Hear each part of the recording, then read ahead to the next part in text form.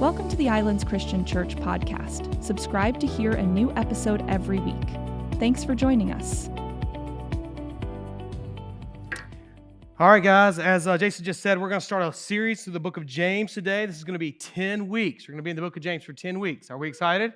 Yeah. I am. I'm excited for 10 weeks. The reason I decided to do this is I was just praying about where to go next as a church and just seeking God on this. Like, as the preacher, you know, it's a lot of content. And so, and just asking God, like, where to go. And what I sensed was I preach a lot from the Apostle Paul. I find myself in Romans a lot. I find myself in all of Paul's letters because I just relate so well to Paul. And I just love the fact that he's teaching such theology and doctrine and helping us understand how the gospel works. And so I thought, hey, you know what? If I camp out in the book of James for 10 weeks, then that'll force us to look at someone different. And James is completely different from Paul.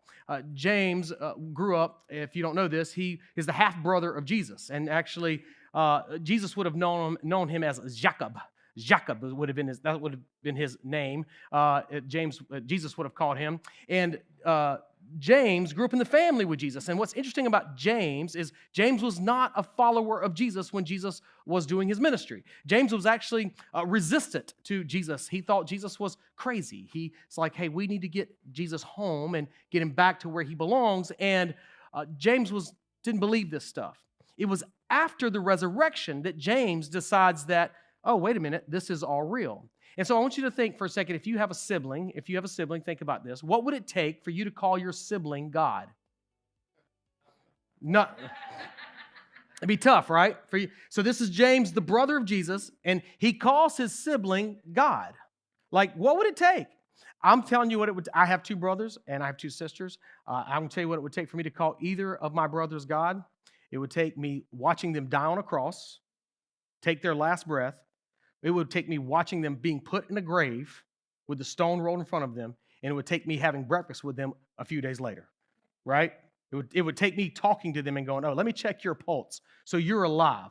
Now I might consider that you're God, right? And so the fact that James is a follower of Jesus, the fact that he's now a believer, the fact that he's writing this letter to other believers, it suggests that James, the brother of Jesus, had an experience that pushed him over the line of faith. All right? You follow me?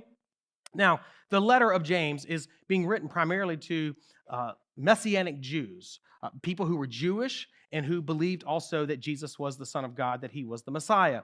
And so he's addressing Jews who believed in Jesus. Now, in this letter, what you're going to realize as we walk through this over the next few weeks is that these Jewish Christians are facing persecution and challenging circumstances primarily from Jews who didn't believe in Jesus, right? They're being persecuted by Jews who didn't believe in Jesus. And so this letter is a letter of encouragement. Now, whereas Paul is, when you read Paul, he is bringing out theology and doctrine and explaining things from the Hebrew Scriptures and helping us see how it all fits together. And he's basically screaming that the gospel is the good news, that we can be right with God and no effort of our own, but through faith.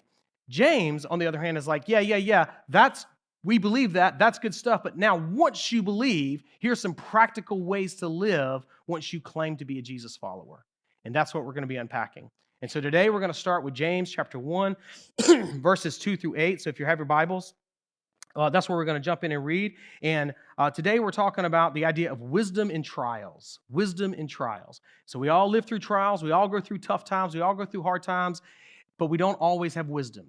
We have a belief in our culture that just because you get older, you're automatically going to get smarter. But is that necessarily true? It's not necessarily true.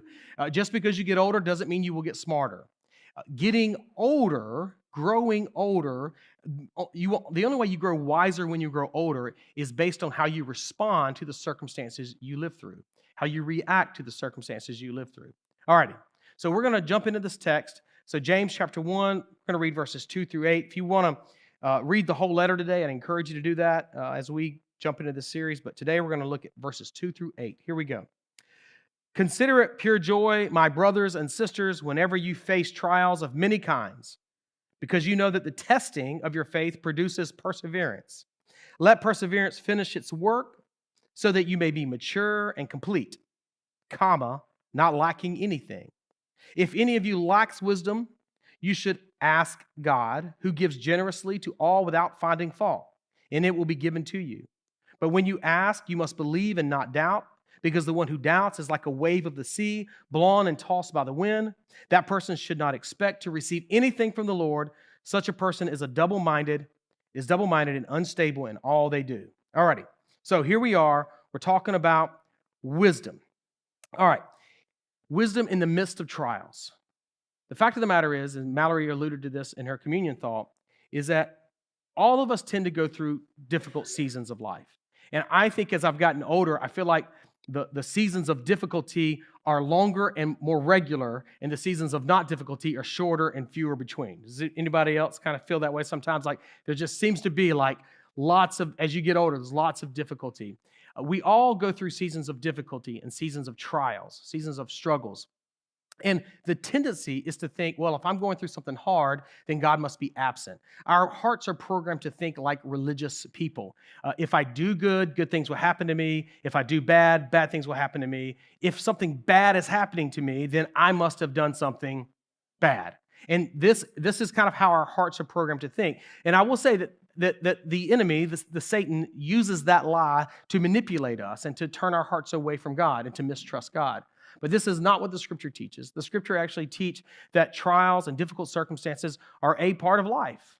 I like to tell people that in this world, Jesus said, in this world you will have trouble. And so in the world, people struggle and they have difficult time and they have difficult circumstances.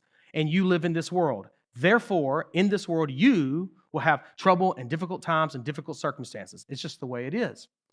Well, the good news is that what James says is that when we face trials, when we face difficult seasons, James tells us to consider it pure joy, to count it as joyful. Now, does he mean like whenever you face something hard to go, man, I'm so happy, this is exciting, I'm going through something hard? No, joy is not happiness. Joy is a deep-seated sense that things have a purpose, that things have meaning, that life is not just random, that God is in the middle of every single thing I'm going through. And this brings us joy. So I can walk through something very difficult and I can have a deep-seated sense of joy because I know that God is present in the middle of that with me.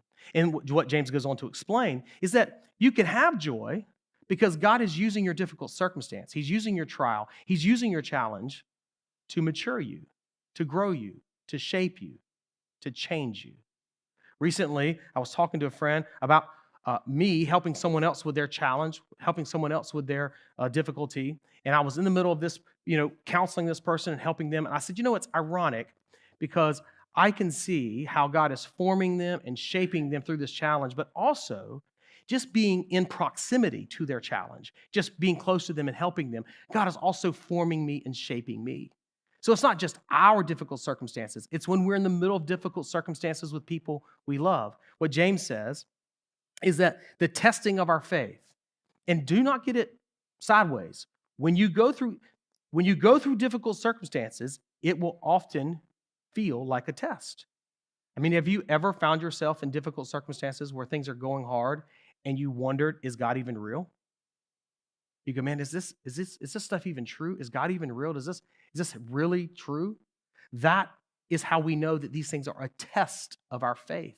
And what James says is that these trials, these difficult circumstances, they're testing our faith so that they produce perseverance. In other words, they produce sticking power. And James says, if you have sticking power, then what's going to happen is you're going to be mature and you're going to become complete, not lacking anything. And this idea of complete, this is an interesting term. In the original language, it means to be sound or whole or integrated. Many of us as believers of Jesus, if you're a follower of Jesus, you've noticed this about your life as well. Many of us as followers of Jesus, our lives can be disintegrated. They can be fragmented, right? In other words, we can kind of like love Jesus and love to come to church and then on Thursday wonder if it's all true, or we can struggle with some terrible sin, some terrible temptation that keeps coming up over and over again. And yet on Sunday, we can say, I'm going to overcome this. The Lord, you're going to get me through this. Does anybody else relate with this, or is this just me, right? So we can be fractured people. And this is part of the human condition. The natural condition of the human being is we tend to be fractured people. And what this word complete means is James says that the testing of your faith, the going through difficult circumstances, it has the potential being the key word, it has the potential to make you complete, to integrate you.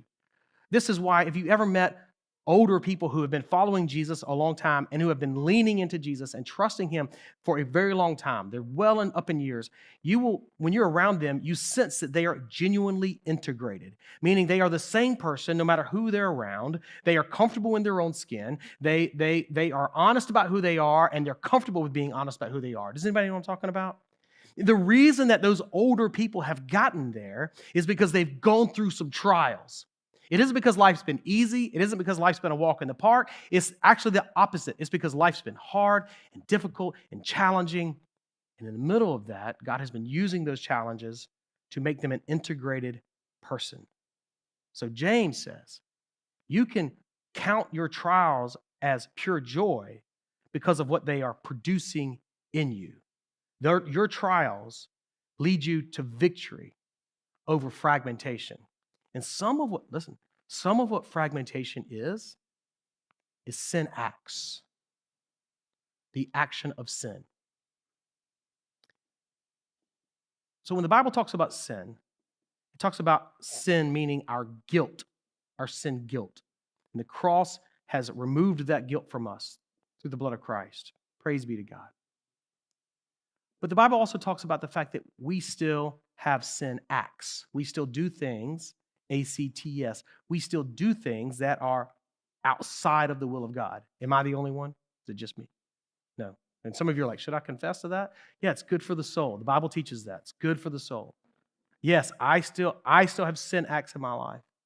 What James is saying is that the process of becoming complete and being integrated through your trials and through your difficult circumstances actually leads us to overcome acts of sin in our lives. So that as we grow older in the faith, we do indeed have less sin acts in our lives. Not because we're trying hard, not because we're determined, not because we feel guilty or tons of shame, but because God is working that out in our lives through our difficult circumstances, through our challenging seasons. Now, all this good news about your trials and all this good news about your difficult circumstances, that they will lead you to more integration. They will lead you to maturity and completeness. Verses 4 and 5, going out of verses 4 and 5, they tell us that it's not automatic. In other words, it's not guaranteed. It's not an automatic thing that just because you go through something difficult that you're going to come out the other side more integrated and more mature and more complete. It's not guaranteed. It's not an automatic thing. This is what verses 4 and 5 seem to suggest. In other words, the productivity of your trials, whether they are productive or not, depends on your response to the confusion and the pain they bring in your life. See what I'm saying? It's how you respond that determines whether those trials will produce completeness and integration. In other words, your trials don't automatically grow your faith. How you respond to your trials determines the growth of your faith. So, let's look at verses 4 and 5 again. It says, let perseverance finish its course so that you may be mature and complete, lacking anything. And then it says, if any of you lacks wisdom, you should ask God, who gives generously to all without finding fault, and it will be given to you. Now, the request for wisdom in verse 5 is a request based on the trial you're walking through. Here's the assumption that James is making. That James is making an assumption that life, which can be difficult at times and challenging at times, will leave us feeling confused. Anybody say, yeah, that's true. That's true. It leaves us feeling confused. Confused about ourselves, confused about God, confused about the person that we're in conflict with, just confused. Why can't life just be easier? Why can't things just slow down? And trials and difficulties leave us feeling confused. And what James is saying is that in the midst of that confusion, the solution is found in the wisdom that God offers you. So, in the context of trials, we feel confused, we need God's wisdom. But also, James is assuming this, that you don't know it all, that you don't have complete and total exhaustive knowledge. But when he says, if any of you lacks wisdom, that's a tongue-in-cheek. That's sarcasm. That's like saying, if you don't have full and total knowledge about a thing. So James is using sarcasm to say, if any of you lacks wisdom. This is a question. Hey, do you lack wisdom? So if you're going through something tough, you're going through something challenging, and I said to you, are you confused? And you said, yeah. And I said, well, do you understand everything about the situation? You would say, obviously not. This is the context in which James is now saying, hey, if you lack wisdom, ask God. So we all lack wisdom in general in life. We all lack complete and exhaustive knowledge about everything, but especially when we're going through a challenging circumstance. We lack wisdom. Now, I need to pause and just kind of say, well, what is wisdom? Because I'm just going to tell you what I think, and there was a whole part of this sermon I cut out just for time's sake, going into Proverbs to talk about wisdom. So I'm just going to tell you what I think. In Proverbs chapter 1, wisdom is personified as a woman calling in the streets, and she says, hey, if you would listen to me, I would tell you my ways. I would tell you my instructions. And when I tell people biblically what wisdom is, biblically, wisdom is God's perspective. So if you take notes, write that down. Wisdom is God's perspective. It's the way God sees things. It's what God would do, how God would act, how God would, what God would say. It's, in other words, wisdom is the view that God has on the situation. That's what wisdom is. And so that's the working definition of wisdom. God's perspective. So whenever we read James 1:5, if any of you lacks wisdom, you could say it this way. If any of you lacks God's perspective, if any of you don't have God's viewpoint of a thing, let him ask God. All right? Now, so wisdom is God's perspective. God offers us his wisdom in the midst of our confusion, and we all need it. We're following this argument so far? Now, here's the next idea of this text. The next idea of this text is this, that God is not stingy with his perspective or his wisdom. God is not stingy with his perspective or his wisdom. God is generous with his perspective. Now, notice verse 5. It says, and he gives it generously. He gives it generously. Now, I love this, that this is a descriptor of how God is giving us something, that he just pours it out to us. And, this is beautiful, he gives it to all without finding fault. I love that part of that verse 5 as well. He gives it to all, to all. What does to all mean? To all. Everybody. It means everybody, right. I tell my atheist friends, I have friends who don't believe in God, who don't believe in this whole Jesus stuff. I'll read this passage of scripture to them, and I'll say, hey, verse 5 says that you do not even have to believe in God to pray this prayer. That you can stare at the wall, sit on your bed and say, God, if you're real, if this is genuine, I would like to have your perspective. I would like to have your viewpoint of this. And what the scripture says is that God gives it generously to all without finding fault. Now, what does that mean? Without finding fault. Well, have you ever had anybody ask you for help with something and you gave them some advice and they didn't take it and they made a mess of things, and then later they came back and asked you for advice again? You know what I'm talking about? And you thought to yourself, I just don't think I'm going to waste my breath. Has anybody ever felt this way? I'm going to tell you as a pastor, I have felt this way most of the time. A little confession moment. I can count on one hand the amount of people that I've said, hey, this is what I think God is telling you should do. This is what I think you should do. Like, this is the advice I would give you. And I can count on one hand the amount of people that said, yeah, I'm going to do that. And they went and did it. And the stories have been amazing. Because I just don't randomly give it. I'm just not like, I think you should do this. And like this would, anyway, I don't want to go down that road because it would just, turns into a whole thing of me complaining, and everybody doesn't need that. But there is a sense sometimes where you kind of go, man, we've had so many conversations. We've had so many meetings. I just don't think I can drink coffee with you anymore. Because you don't do anything I say. And you stay in this mess. it's not worth it. And I have been known to say, I'm done. I love you, but I'm done. You know what this text says?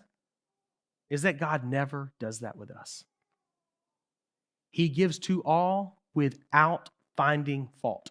That without finding fault part, that's the part where he goes, listen, Stephen, you've never listened to me before, but I'll tell you again for the 7,000th time. Okay. He continues to give. Is there a reason for him to find fault? Certainly there is. But he doesn't say, well, you're not good enough, you're not holy enough, you don't go to church enough. He says, no, I don't find fault. You see, here's the deal. God knows that his perspective is the universally correct perspective of the universe. In other words, he knows he has objective knowledge of how life works on this planet, that he knows more than you do. He knows that. And he offers this to you because he is the designer and originator of this whole thing. And he knows that you have limited scope, that you can only see so far. And so basically, God realizes that you and I need his help. God realizes that you and me need his help with this thing called life. I think about this. I have had 2 Chevrolet Suburbans, 2 2003 models, and I still have a 2003 model. I know. A 2003, that's a 23-year-old vehicle. And it's got 280,000 miles on it. That's nothing, people. We're going to $500,000 in that truck. We're going to make it. That's 280, baby. She's broken. She just get going. And I have had to do some work. I've got to do some work on it now. I've had to work on that truck through the years, and then the one before I had to work on it a few times. My son will be 16 in November, and what I would like to buy him, if I could, is a similar year model Chevrolet truck with a 5.3 in it. Do you know why? Because I know that truck and that engine back and forward. I will know if it makes the slightest noise. I know what that is because I have been around them now for a decade and a half. But let's imagine he does get a 2002, 2003 model Chevrolet 1500 with a 5.3 in it, and it has a problem. Let's say, not to get into the weeds too much, but let's say it's in limp mode. It won't go over 30 miles per hour. I know exactly what that is. I've cleaned a throttle body many a times on the side of the road with paper towels and rubbing alcohol, all right? I know exactly what that is. But let's say that he calls me and he says, Dad, my truck is in limp mode. It won't go over 30 miles per hour. What do you think it is? And in my head, I know exactly what it is. Been there a million times. Those throttle bodies are known to carbon up and not run. The computer limits it to 30 miles per hour. But I say to him instead, I don't know, buddy. I'm not telling you. But Dad, I'm over here on, wherever in town. It's late. It's dangerous. So good luck. You know what I mean? You shouldn't drive old junk, I wouldn't do that, would I? I would say, here's the information. Here's the knowledge that I have. I want to share this with you because I love you and because you're in a situation that you need my perspective. You need my wisdom. And so this is who our God is. He loves us. He has the perspective we need, and he offers it to you all, even if you're not a good Christian, whatever that is. Even if you don't go to church that much, even if you're not sure what you believe about all this, he offers it to you all without finding fault. Now, we could end this sermon here, and I could say, now go put this in practice. But I need to say to you very quickly, we do not tend to trust God's perspective. So even though he is very generous with it, and he's not stingy with it, we do not tend to trust God's perspective. Look at verse 6. It says, but when you ask. Do you see that? But when you ask. Why is James even continuing to write? Because he knows that we tend to not trust God's perspective. But when you ask, you must believe and not doubt, because the one who doubts is like a wave of the sea, blown and tossed by the wind. So first of all, we need to talk about this. At first reading, what most people think this verse means is that, I'll leave this verse up. It says, most people think this verse means is like, okay, when I ask God for his perspective, I better not doubt he's going to give it to me. I better not doubt it because, okay, God, I really believe you're going to give it to me. I don't doubt you're going to give it to me. Okay, this is how we tend to read this verse. That is an incorrect reading of this verse. Do you know why? Because verse 5 said, he gives to all without finding fault. Does that include people who are doubting he'll give it to them? Yes. So verse 5 is saying that even if you doubt you're going to receive it, okay, even if you doubt, even if you're like, I don't even think I'm going to get anything, but I'll pray and ask you for it, he gives it to you. So verse 6 cannot mean you got to really believe he's going to give it to you. And this is kind of how this was taught to me. And you can understand how that puts a lot of pressure and onus on you as the person who's praying. Like, am I believing enough? Do I have enough faith? I mean, what a terrible burden that is, right? This is not what, I hope this sets you free if you think this way. This is not what this passage is saying here in verse 6. What James is saying in verse 6 is, but when you ask and you're going to receive, don't doubt what you receive. Don't doubt the wisdom you get. Don't doubt the perspective that God gives you. Don't file 13 it. Don't take what God gives you and say, well, that seems like one of the ideas. This is what James is saying. You're going to receive God's perspective. Don't doubt it when you receive it. Don't doubt his way of doing things. You see, what James knows is that our tendency is to want to do things our own way. This is why we can ask 20 people for advice and not take any of their advice and still do it the way we were always intending to do it in the first place. I see some grimaces across the room. People like this right here. Yeah, that's been me. Like, why were we asking for advice in the first place? We don't even know. To see if anybody maybe was smarter than us. And what we find out is by the 12th or 13th person is like, nobody's smarter than me. I know what I'm doing. We tend to treat God as one of our friends. We go, give me some advice, God. And just like we kind of pass on our friends' advice, we pass on God's advice. And this is what James knows that we're prone to do. The reason you are prone to mistrust God's perspective is because it never, ever will sound natural or normal. Jesus said, love your enemies and do good to those who persecute you. In what world would that make sense?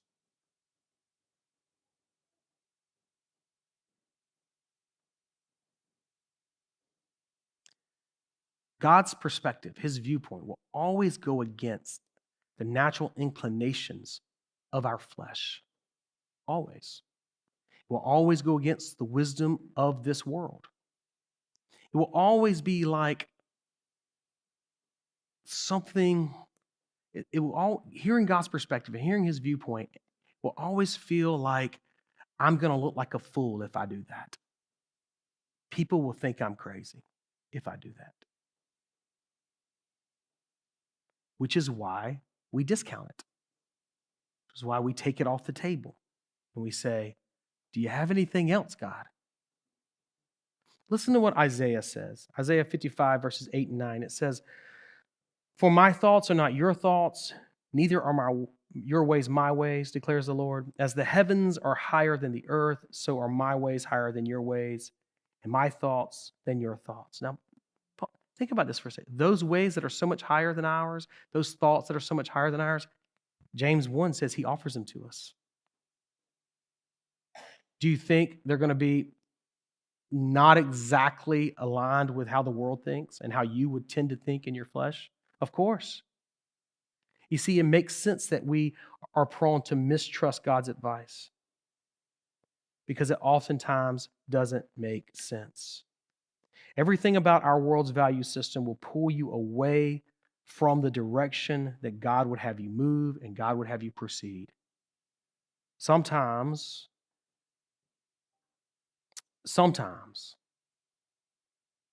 very few people, only the most godly, biblically grounded, and devoted believers will affirm what you think is God's perspective. Your nominal Christians, people who are kind of on the fence around Christianity, your non-believing friends, they will think you're crazy. Even your believing friends who treat Jesus as one of the boxes of their lives, will think you're crazy if you go all in on following God's advice. You will find yourself alone with very few allies. Only the most grounded, only the most deeply trusting Christ followers around you will say, yes, I know this feels crazy, but I affirm with you as well that this is what God is leading you to do.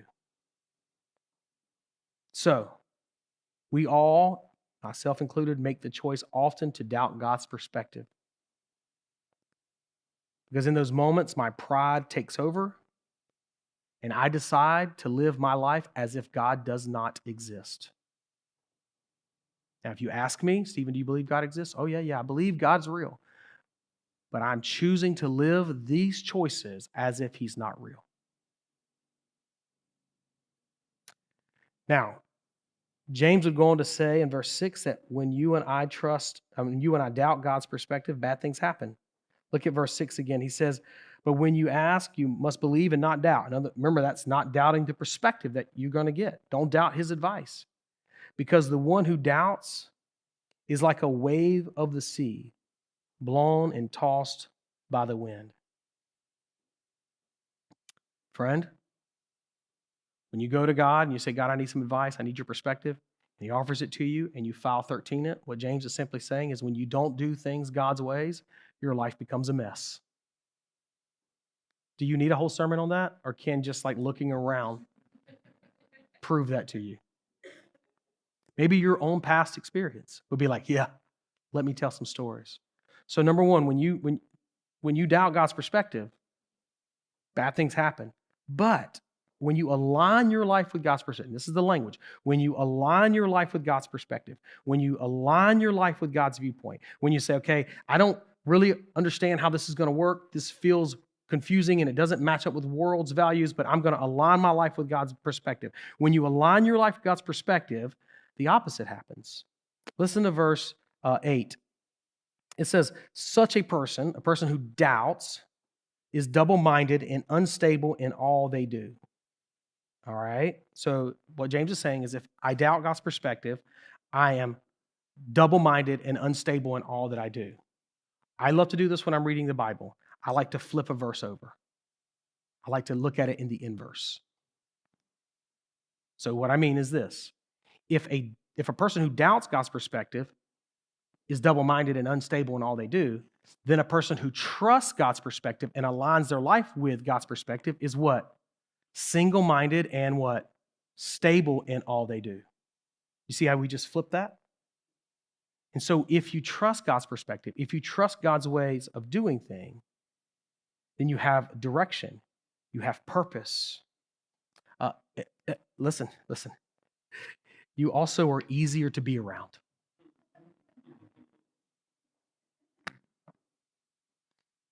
I like the giggles and the throat clearing in the room. Like, yeah, yeah, that's true, bro. It's true about you, okay? It's true about me. I'm the hardest person to live with when I'm misaligned with God's perspective and God's viewpoint. I am. And I'm the easiest person to live with when I am aligning my life with God's viewpoint, when I'm seeking it, and I'm aligning it to it. Now, I know it's easy to hear a sermon like this and say, okay, he's right. I need to ask God for his perspective. I need to get in the habit of doing this. And you won't do that until you find yourself in some big crisis. Some big thing happens. Financial crisis, health crisis. Oh God, give me your viewpoint, give me your perspective.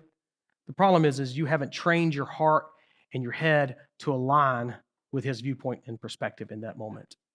So you most likely won't. You'll just stay in the confusion. It'll just be bad. You'll be unstable and double-minded. You'll be tossed by the sea. I've lived this, so I can just tell you this is true. But if you'll take my advice and you'll begin to pray daily for God's perspective on some small things that you're walking through, like how to love and lead your teenagers, how to love and care for your spouse. So like this, Let me give you a way how it could sound. Dear God, let me see Ava the way you see her. That's one of my children. Let me love her the way you love her. Let me speak to her the way you would speak to her. Let me challenge her the way you would challenge her. Let me serve her the way you would serve her. Give me your divine perspective of Ava today. Amen. Or, dear God, Bill at the office, I want to choke him. Be honest in your prayers. The Lord knows thy heart. Forgive me for wanting to choke him, first of all. But give me your divine perspective of Bill. Let me see him the way you see him. Let me love him the way you love him. Let me speak to him the way you would speak to him if you were in my shoes in this office. You see, in the daily habit of doing it, you will begin to train your heart and your mind to listen for God's perspective. And slowly over time, you will train your heart and mind to align with God's perspective. And so that when the crisis comes, and certainly, my friend, it will come, you will have the habit of a heart that trusts God's perspective. So here's my challenge for you. Choose someone. Pray daily for God's perspective of them for 2 weeks to get in the habit. It could be your spouse. It could be one of your children. It could be all of your children. It could be yourself. Some of the greatest answers to this prayer in my life have been, Dear God, let me see me the way you see me. Let me understand me the way you understand me. Let me speak to myself the way you speak to me. I lack wisdom, friend, about me. I'm not nearly as self-aware as I think I am, and neither are you. But choose somebody. Choose someone. And for 2 weeks, dear God, let me have your perspective, this person from your perspective. And then after 2 weeks, and some of you will do this and some of you won't. I hope you all will. After 2 weeks, I want you to just come up and grab me on a Sunday in the lobby or send me an email. Tell me what's been happening. I just recently gave this advice to my brother. Brian, if you're watching, I love you. My younger brother called me. Some challenges with some stuff he's facing. I don't want to put his stuff in the street. And I said, hey, man, try this. Pray for God's perspective of this person. And about a week ago, I gave him that advice. He called me the day before yesterday, Friday, to tell me, man, he goes, I think we should start a podcast. I said, what do you mean? He goes, I think we should start a podcast where you just give me biblical advice to the problems I have, and we just video it and record it, and we just put it out there for people to listen. Because this has radically changed the circumstance for me. So I'd love to hear your story. Try it for 2 weeks and come and tell me. I'd love to hear that. If you enjoyed this episode, please like and subscribe so you hear a new episode every week. You can also worship with us in person in Savannah, Georgia, or watch our live stream on Facebook and YouTube every Sunday at 9:15. Have a great week.